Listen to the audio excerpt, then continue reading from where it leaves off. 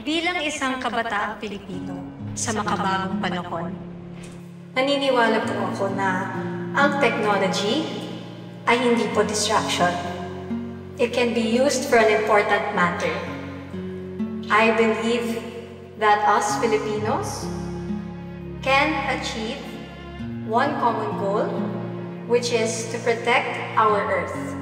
sa pamamagitan ng social media, pwede tayong magbahagi ng kaalaman tungkol sa tamang segregation ng basura, pagtitipid sa kuryente, at paggamit ng mga produktong eco-friendly.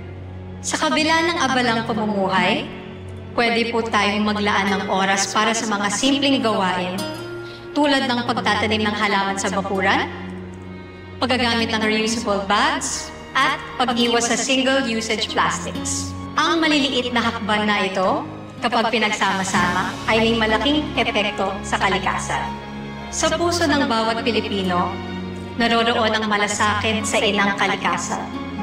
Sama-sama po tayong kikilos dahil ang tunay na kagandahan ay makikita sa ating mga gawaing may malasakit sa kapaligiran.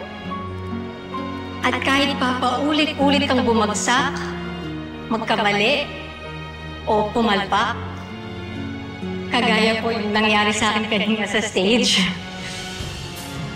patuloy-tuloy lang po tayong lumaban at bumangon. Dahil sa bawat pagbangon, naroon ang lakas, ang pag-asa. Maraming salamat po.